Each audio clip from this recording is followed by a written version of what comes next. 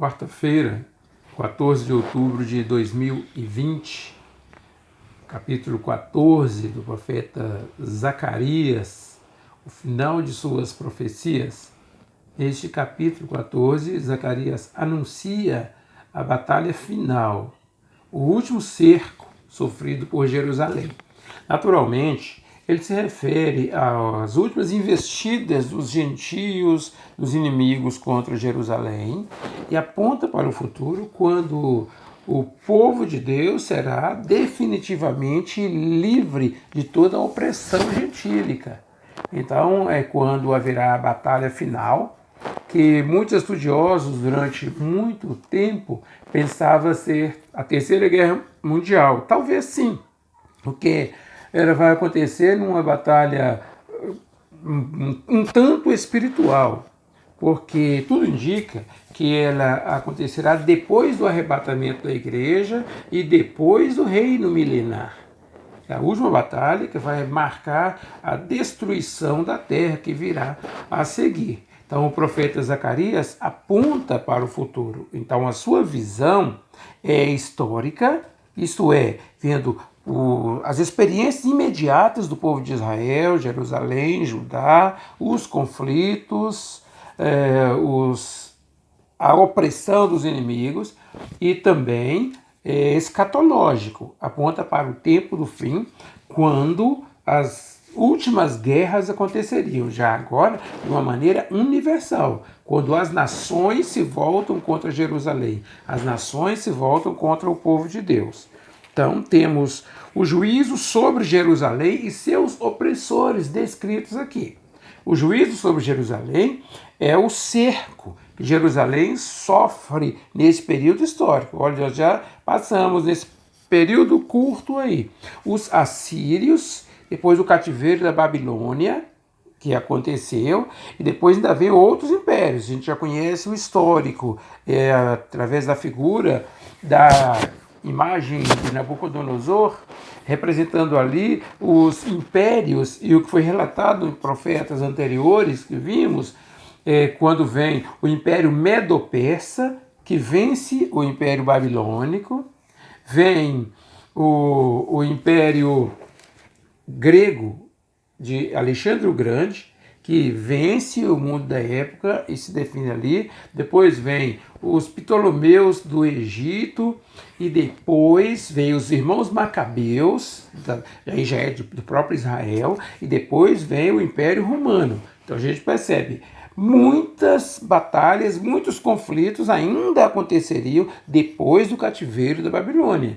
Então, quando o profeta fala de cerco de Jerusalém, está falando de acontecimentos que aconteceriam naquele tempo histórico, naquele período, e apontando para o futuro, o nosso tempo histórico, que é o tempo escatológico, o tempo do fim. Então, o dia do Senhor vem e os despojos serão repartidos. Fala de Jerusalém, que vai sofrer o cerco por causa de sua desobediência, por causa do pecado, e fala de todas as nações que serão ajuntadas na peleja contra Jerusalém. Então, os inimigos se levantando contra Jerusalém nesta batalha final. Fala de uma batalha muito forte, a cidade sendo tomada, sendo saqueada, as mulheres violentadas, e a cidade sendo levada em cativeiro, e o resto permanecendo. Esse resto aí, temos que entender que acontecia muitas vezes que os que não dariam produção para os opressores ficavam, como quando o povo de Israel foi levado para a Babilônia.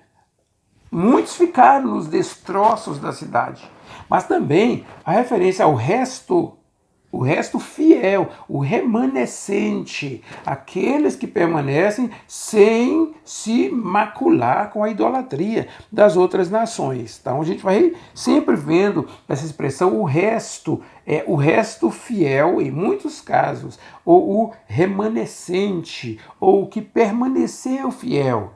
É o que se passa até hoje. Somos discípulos de Jesus. Mas acontece que quantos são discípulos de Jesus numa grande igreja? A minoria. A gente ilustra aqui no Serra Verde como meia dúzia. Meia dúzia é o resto fiel, porque a maioria se deixou influenciar pelo mundo pagão. A maioria se deixou envolver com as ideias loucas a respeito do coronavírus, e dizendo que não tem nada a ver, que nós não temos que ter medo, que é assim. E os discípulos são precavidos e são equilibrados em sua postura. Então esse resto fiel acompanha o povo de Deus até o final da sua história. Então, é o Senhor que vai pelejar contra as nações. Então a força não vem de Jerusalém, mas vem do Senhor. É o Senhor quem dá a vitória. E ele vai ficar sobre os montes para decretar a sua vitória. Então, simbolicamente, esses montes eram os lugares específicos do tempo passado. Então, isso vai mostrando para eles uma restauração, pensando na experiência que viviam e pensando no futuro que viria sobre todos eles. E fala de um dia que tudo volta ao normal. Um dia que não haverá luz, mas frio e gelo. Então, tribulação. E depois fala de restauração. Então, fala que de Jerusalém sairá águas vivas. Então, metade delas para o mar oriental e outra metade para o mar ocidental. Quer dizer, Jerusalém influencia o mundo inteiro. E vai aproximando o momento dessa restauração, virão pragas, maldição, sofrimento sobre todas as nações. Jerusalém sofre todas as consequências de suas desobediências. Depois vem o futuro de Jerusalém, a glória futura da cidade de Deus. Então, os que restarem de todas as nações vêm contra Jerusalém, mas Jerusalém prevalece. Eles vêm e agora vão procurar Jerusalém para adorar ao rei, vão reconhecer que o Deus verdadeiro, como vimos em profecias anteriores, é o Deus de Israel. Então, as famílias serão reunidas, todos deverão subir a Jerusalém para adorar ao rei. Todo joelho se dobrará, toda língua confessará que Jesus Cristo é o Senhor. Olha, isso aqui é profético, apontando escatologicamente para o futuro. E aqueles que resistirem de Jerusalém, ou do Egito, de outras nações, todas as famílias que resistirem sofrerão a consequência. O castigo vem. Então, todas as reações serão desbaratinadas, o Senhor prevalecerá e o povo vai oferecer os sacrifícios a Deus. Vai oferecer, tal como em Jerusalém ofereciam os sacrifícios a Deus. Agora ele aponta para um dia que não haverá mais mercadores de animais para oferendas nos templos. Jesus fala, a minha casa será chamada casa de oração. E aqui Zacarias aponta para um tempo que não haverá mercadores, porque não haverá mais sacrifício. Porque Jesus ofereceu-se como único sacrifício. Então, por isto, não haverá mais cambiadores no templo de Jerusalém. Não haverá mais necessidade de sacrifício. Então, é em Jesus que se completa a obra de redenção. O profeta Zacarias termina sua profecia, portanto, apontando para o futuro, anunciando a restauração de Jerusalém e apontando para o nosso futuro. É quando todos seremos um só povo diante de Deus. E temos aqui a advertência quanto a nós. Precisamos manter firmes esta nossa vocação. Eles, no passado, mantiveram-se assim. Agora é a nossa vez. Não podemos vacilar como muitos cristãos e evangélicos ficam imitando Israel, orando pela paz de Jerusalém, tendo símbolos e defendendo uma doutrina judaica, festas judaicas, celebrando. Não, nós estamos no tempo da graça, é Cristo. Então agora nós servimos a Cristo nesta nova era, o tempo da graça. Oramos pela paz mundial? Oramos por Jerusalém? Não. Nós pregamos o Evangelho para que haja paz mundial. Pregamos o Evangelho para que haja paz em Jerusalém, porque é assim que vem a paz. Nós temos que começar de Jerusalém, em Judéia, Samaria e até os confins da terra. Então os livros proféticos apontam para esse tempo. Então, meus queridos irmãos, encerramos o livro do profeta Zacarias e começamos já com o livro de Malaquias. Malaquias já vem trazendo outros desafios importantíssimos. O profeta Malaquias é o profeta da aliança de Deus. Ele adverte o povo por causa da infidelidade e avisa a respeito das bênçãos de Deus que vêm para o futuro daqueles que permanecerem fiéis. O profeta escreveu no ano 430 a.C. É um livro dialético e estrutura-se em 6 indagações do povo, com as respostas de Deus vindo seguidamente e as afirmações do Senhor acerca da infidelidade do povo. É o chamamento. Há aqui uma advertência sobre a profanação da aliança com Deus, nas esferas religiosa, familiar, financeira e moral. O povo se afasta de Deus, quebrando a aliança. Então, Malaquias traz esta advertência. Este é o último oráculo de Deus a seu povo, registrado na Bíblia, antes dos 400 anos de silêncio, que é 400 anos do período interbíblico. Então, o pronunciamento de Malaquias, o oráculo, acontece aí em Malaquias. Agora, o próximo profeta é João Batista, que vai aparecer. Então, 400 anos de silêncio profético sobre a terra. Então, temos Malaquias, o apelido dado, alguns estudiosos entendem até que é um apelido dado a Esdras. Porém, são reflexões de estudos, considerações, e nós vamos perceber aqui Malaquias profetizando, e vamos perceber Esdras, o escriba, escrevendo. Relações diretas existem, como nós veremos em nossas leituras posteriores. Então, o profeta conclama o povo a honrar a Deus e oferecer o melhor a Deus, dedicar-se a Deus, zelar pela santidade da família, demonstrando fidelidade a Deus em todas as áreas da vida. É um grande desafio. Então, Malaquias significa mensageiro do Senhor. Fala do amor de Deus para com o povo, exaltando a pessoa de Deus que o povo estava negligenciando. A indignação de Deus com a desonestidade do povo, porque o povo não prestava aquele culto como deveria prestar. Repreensão aos sacerdotes, falando então a respeito do ministério que deve ser desenvolvido. E também fala do relacionamento familiar, advertindo em relação ao divórcio, aponta para o futuro as promessas de Deus e repreende a respeito do roubo e a dedicação de bens a Deus. A arrogância do povo também advertida, desenvolvendo ou chamando o povo a um relacionamento com Deus. Então, Malaquias é esse profeta reconhecido, respeitado, que falou com toda a autoridade. Tendo deixado os escritos, ele pretendia apresentar uma profecia relatando realidade diferente estabelecida entre o povo de Israel. A idolatria pré-exílio deu lugar à indiferença espiritual. Então, observemos, no tempo antes do exílio, o povo sofria influências das nações pagãs e sua idolatria.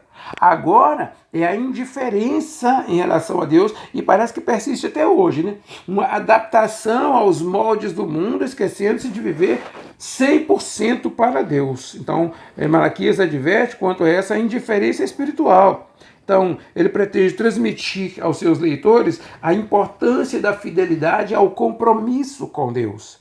Isso é fundamental. Ele convida ao arrependimento e à participação das bênçãos de Deus. Então, é um profeta que fala diretamente a nós, diretamente a eles, diretamente a nós, apontando para as questões do futuro que viria sobre o povo de Israel. Então, o profeta Malaquias escreveu, anunciou as suas mensagens ao povo de Judá, depois de haver sido reconstruído o templo. O templo de Jerusalém estava erguido. O povo não estava obedecendo às leis de Deus. E era necessário que eles abandonassem os pecados e as maldades e voltassem a temer a Deus de todo o coração.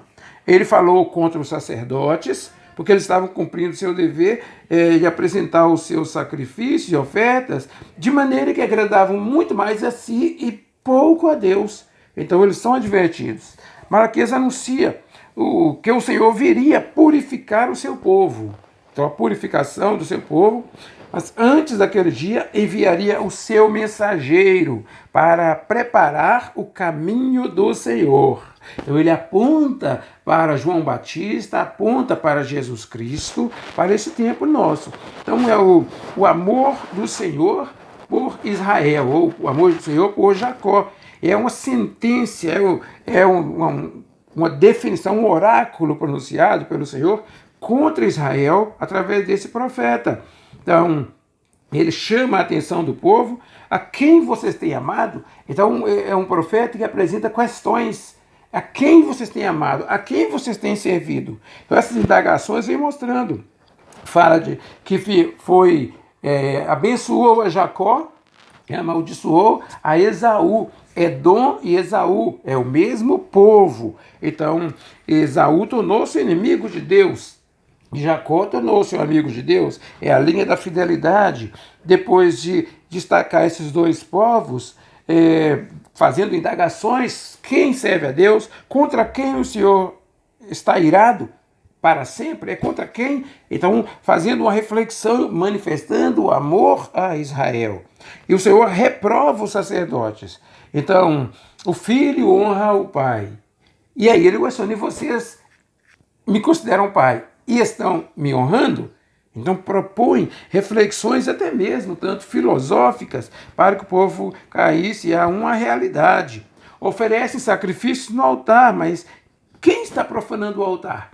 O mesmo altar que eles oferecem sacrifício, eles profanam da mesma forma. Como profanam? Trazendo animais feridos, animais doentes, um tipo de oferenda incompleta e impura. Deus não se agrada do que é impuro, ele quer oferendas perfeitas, saudáveis, 100%. Então agradar a Deus é fazer aquilo que ele espera. E assim vai sendo apresentado pelo profeta esse desafio. Então Deus aceita a pessoa. O sacrifício que cada um oferece mostra quem é a pessoa. Eis a questão. Através do sacrifício mostra-se quem é. E quando se oferece um sacrifício de tolo, um sacrifício maculado, mostra-se que a pessoa que faz a oferenda não é digno do Senhor. Então é o grande desafio que aponta também para nós. Então o incenso é queimado, as ofertas, mas o povo vem profanando o lugar do Senhor. E estão cansados, estão desanimados. É como se estivessem se oferecendo como sacrifício. É um desânimo total que o povo se apresentava, exatamente como hoje, né? As pessoas têm uma preguiça de ler a Bíblia, uma preguiça de navegar pelo grupo da igreja, de ouvir os áudios, assistir os vídeos, acompanhar os ensinamentos. É uma dificuldade tremenda. Então, Deus se apresenta: eu sou o Senhor dos exércitos. Eu não aceito sacrifícios defeituosos, eu aceito sacrifícios perfeitos. Estamos, meus irmãos, na caminhada rumo à maturidade 100. E Deus quer 100%. Temos que nos desenvolver firmemente nisso. E assim começa o livro do profeta Malaquias. Nós vamos caminhando nessa profecia, sabendo que temos muito a percorrer nesse Antigo Testamento. E vamos compreendendo o teor histórico geral daquilo que Deus nos traz, né? Observemos que, desde que começamos nossa maratona bíblica, passamos por todo o Novo Testamento, agora caminhamos pelo Velho Testamento, passando pelos profetas pré-exílicos, os exílicos e os pós-exílicos. Estamos nesta caminhada. Então vamos, meus irmãos, levar a sério isso. Vamos navegar naquilo que a palavra de Deus nos traz. Que o Senhor nos abençoe e nos ajude a viver segundo o seu bom propósito. Amém.